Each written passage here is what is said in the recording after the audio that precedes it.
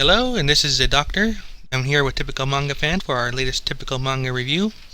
This week we are going to be starting off with the chapter of Bleach, chapter 607, The Master. And we start off with the title page, which is the Stuff of Nightmares. Yeah, I mean, we don't really. We just see like a big for the first page. We see like him just smiling, like he's a psycho, and he's red eyes, and it's a color page, by the way. Yeah. And so we know that this guy is insane. So he's like super Kenpachi. He is. He's a monk too. I think that's the contrast there. Holy Kenpachi. Holy Kenpachi. Yeah. Well, he's a royal guard, so he is. Holy royal Kenpachi. Hey, I have a question. Do you think he's one of the five powers? Assuming that the powers don't include his own, like, Yuobach's own forces. What, you mean like you mean like how One Piece has the 3 world powers? You mean? No, like remember Yuobach said there are 5 world powers. One of them is Ichigo, another is Kenpachi, and the third one's Aizen. So we know 3 of them of the 5, and they said that these 5 have the potential to change the tide of the war. And I don't know, but the problem is I don't know if it includes his own forces, because the 3 that have been shown so far have been Shinigami. Right. And again, those three are Ichigo Kurosaki, who is considered the leader of the 5 war powers for some reason. Well, the second one, the most potentially powerful, I'm sure. Well, they said leader, like the translation said leader, so I don't know if it's the botched translation or anything. That's what one of the girls said. Oh my gosh, it's Ichigo, the leader of the 5 powers. The second one is Kenpachi, and the third one is Aizen. And of course, Aizen is always. And those 3 make sense. That's the thing. Yeah, and right now Aizen's locked in hell. Pretty much, screw all y'all. Well, there is another hell, but yeah, he's stuck there. He's stuck down there. Although he will be back, and then Kubo said that. So yeah, So maybe this is the 4th guy. I could see that. He's definitely got the power for it. Yeah. So going to the next page, we get basically Yuobach's like, haha. So it turns out that you're basically so scared of my power that you actually have to cut it in half in order for you to fight me. And then he's basically like, you know what? And yeah, so the next page again, he's like, you know what? I'm gonna give myself my abilities back because he can do that, and he's hacks. Yep. I'm overpowered. Suck it. That's what it literally says to me. Like, that's what it tells. I still have the ability to restore it back to myself. So I mean, but the thing is, I was like, that's what he did with his voice, right? Yeah. So it's just ridiculous. Like, I don't know. That's what it says to me. I am overpowered. Suck it. And we get a big panel, and then Ichibe, next page, Ichibe's like, oh, I'm shocked. Can you count how many times there's an exclamation point with a surprised look on a guy every single chapter? Can we keep count on that? Well, that's not really a Bleach thing. That's more of just an anime in general thing. No, but it's exaggerated in Bleach. Like, it's overdone in Bleach. You know what I'm saying? Yeah. Because remember, this is how he does his fights. Remember, when one guy almost loses, this happens, and he's like, "Oh my! It turns out that I'm not actually my weakest. I'm my strongest," or something. That said, I think this fight's been better about it than most others. Oh yeah. So far, and I'll explain to you why I actually like this chapter. Yeah. I'm gonna put that out there. I like this chapter. I think it's probably for the same reason that I kind of do here, but we'll wait till you get there. Yeah. Okay. So this chapter maybe dislike Ichibe a bit. We'll get to that in just a bit too. You what? Dislike Ichibe. Oh, okay. But we'll get to that as we go along here. Okay, so he's basically like, he gets a surprise look, and he's like, you can't take anything away from me because I am God, basically Jesus. He doesn't say that, but that's basically what he's saying. Yeah, basically everything exists for him to take. Yeah, which does fit with you. You can imagine him getting that mindset with the way his powers work. Well, you understand that he thinks he's God. Yeah. So, I mean, he's basically treated as God, so that he probably thinks like he's God, and he's really, he does all this stuff that you one with a God complex would do, and then we get a gigantic ass panel of him basically saying everything exists for my taking, and of course the title underneath the panel is called The Master. Yeah, it's the Doctor Who fan in me, but I cannot look at the Master without thinking of something else entirely. And that's just the fact that one of the villains in Doctor, like one of the main villains, is called the Master. I actually was watching a Power Rangers review. There's the enemy of one of the seasons called Mystic Force. It's called the Master, and he's only called the Master throughout the entire thing. Kind of looking at this, the first guy to play the master almost kind of looks like Yowak a little bit. I mean, maybe like he doesn't have quite the bits and stash, but he has got a nice little goatee thing going. Yeah. Let me see if I can get you like a quick little picture of him to show you here. Anyway, so continue on. So we get basically Yowak just like trying to attack Ichibei, and you know what I like about this? On this one page, there's 1, 2, 3, 4, 5 different panels. So we feel like we're getting a lot more content than we actually are, but it's a good feeling. So yeah, good. Yeah. It feels even if it's not a lot, it still feels more like you feel like something's actually happening. Yeah. There's like an actual like process to what's happening. That's the thing. So Ichibei stops it. And so it turns. So here's what I like. Usually, what happens is that in really, especially in the really bad Bleach chapters, it's after getting shocked, and he does this one strike. That's the end of the chapter. Like, what I like about this is that it's actually continuing on. Like, okay, well, Ichibei has a counterattack. So even though everyone's counterattacking, there's more than one counterattack per chapter. So there's again, it feels like a lot. It feels like there's 3 bland Kubo chapters being compressed into one content-filled chapter. Yeah. And I like that. So this is again really good. What I'm liking so far. Yeah. I'm sure our listeners are really shocked right now. Because we've been really digging at Bleach for the past few weeks. Well, we've been digging at Bleach a lot longer than that. This is us making it public. Yeah, well, this is us making it public, and yeah. And Ichibei's being being like reconfident against Yowak and saying the only reason why I took half your powers was that you can basically get an excuse. Here's kind of where I'm starting to dislike him a little bit because while Yowak is like arrogant and all that, like typical bad guy arrogant, Ichibei just comes off as being just really full of himself. Well, isn't that every single character in Bleach? You think about it? Maybe, but this guy I think it's just because we know the ending of this fight. He's just coming off as like unwantedly confident or arrogant. Well, that's what. But the problem is the Royal Guard was what was the guy, the Zanpakuto guy again? Yeah, I know which one you mean. I forget his name right offhand, but the one that's like, the hip hop guy. He's like, my sword is a failure, even though we know it's like a one strike sword. It's like, dude, shut up. Your sword is not a failure. It's a failure from a point of view, so that you can show like a type of and so you can show some depth to your character and your sword.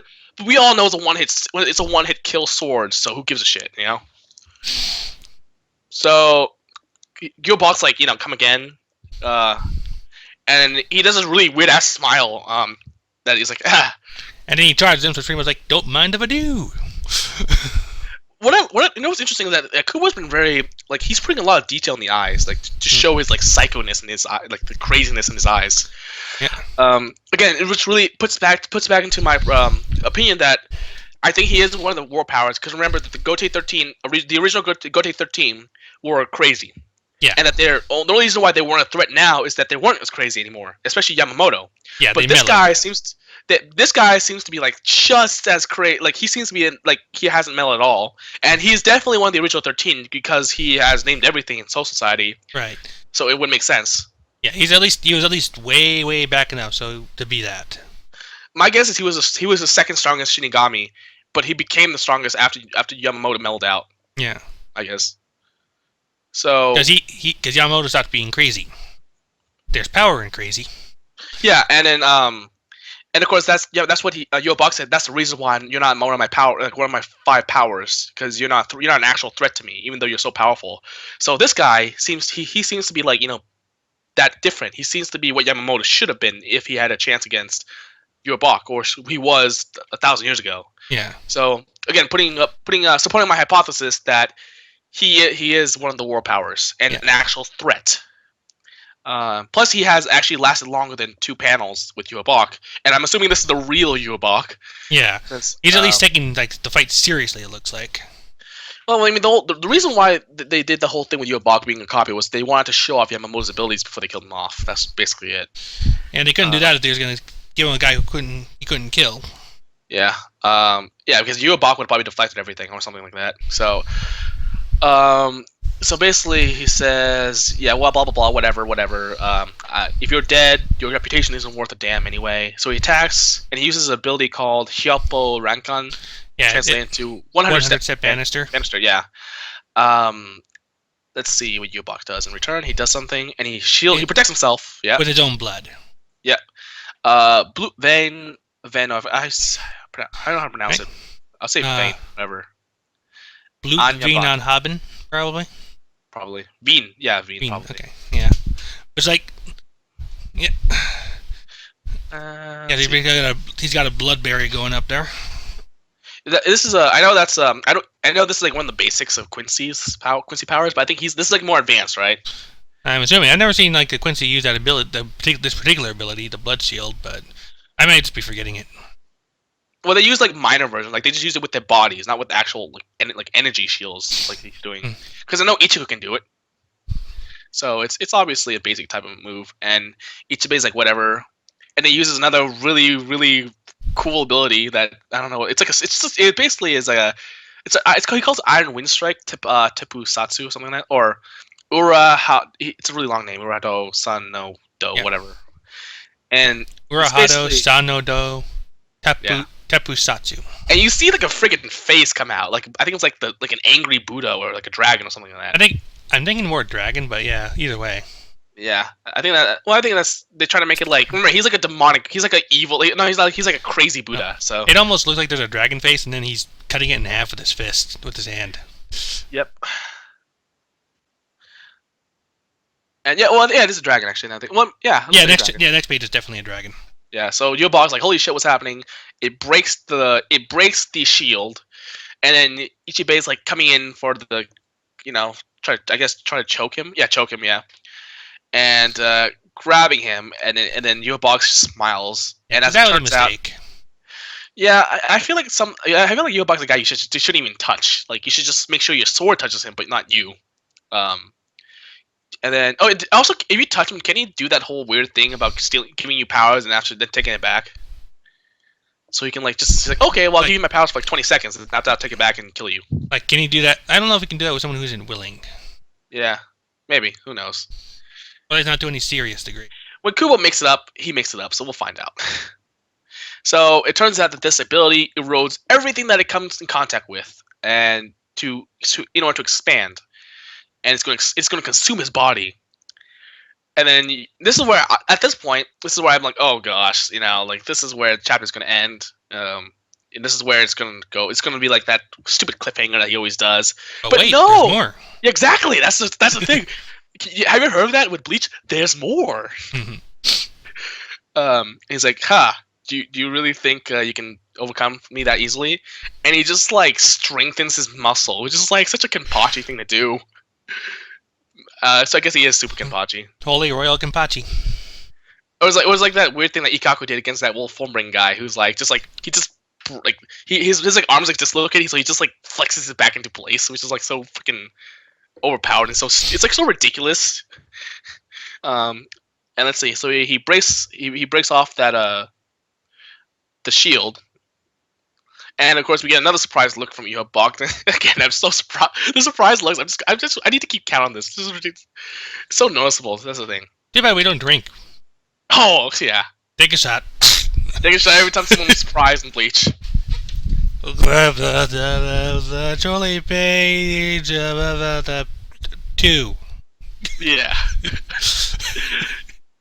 All right. So he's basically like, you violated the royal palace. You violated the royal's cart, and I would appreciate it if you keep your insolence in check. So they were being so intimate earlier. I know. And he called himself. And here's the thing. I don't know if it's supposed to mean something more, but he's like, I shall be your judge, jury, and executioner. So I don't know. That's just him, basically being all confident, or is he referring to some type of title he has or whatever? I think a little bit of that is going to be translated liberty, because I don't know that they have that phrase in Japanese. Judge, jury, and executioner. Yeah. So he says he basically calls out his Zanpakuto's command. Yep. And he says, from my translation, it says painted black. Yeah, well, it's got a little translation about the actual word, what the actual word is. To turn right to wrong, wrong to right, yeah. To turn wrong to right, Kurame, so.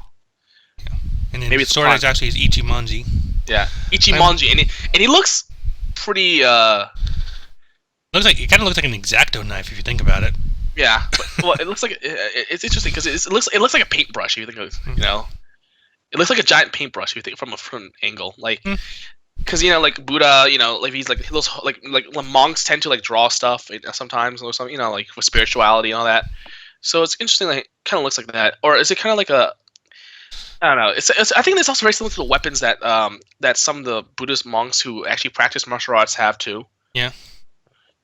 So I mean, obviously, I think the style type is pretty intentional. So he looks really demonic, and he's really crazy. He's no pupils. Again. So when when there's no pupils, it means that they're inscrutable, or you can't scrutinize them. That's what it means, and that means that it shows that they're kind of evil or very dark or something like that. You know, because you can't read their emotion at this point, and that's the whole point. And this is a very common thing in manga. You can't read their eyes. It means you can't read their emotions. You can't read their emotions. It means there's some type of like evil or demonic aura from them. And he cuts through the enemy with the pure stroke of a single horizontal line. That's what it says, referring to Ichimonji. So apparently the name is a line. Yeah, I've seen the name used. I've seen the name used in other places, also in reference to Blades, though. Like there's a Game Boy Advance RPG, Golden Sun, and one of the best words you get towards the end of the game from one of the characters is called Kiku Ichimonji. I remember because that's how I learned to pronounce the word. Huh.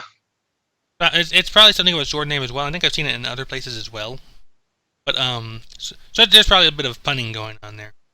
Probably. I mean, we don't know the language very well, so there's always a lot of puns. I mean, I didn't know Dragon Ball Z was literally a walking pun list. Well, that's what it was, though. All you need is a menu. Oh yeah. By the way, have you, quick detour. Have you seen the newest episode? Of DBZ Abridged? Yes. Of course. Okay.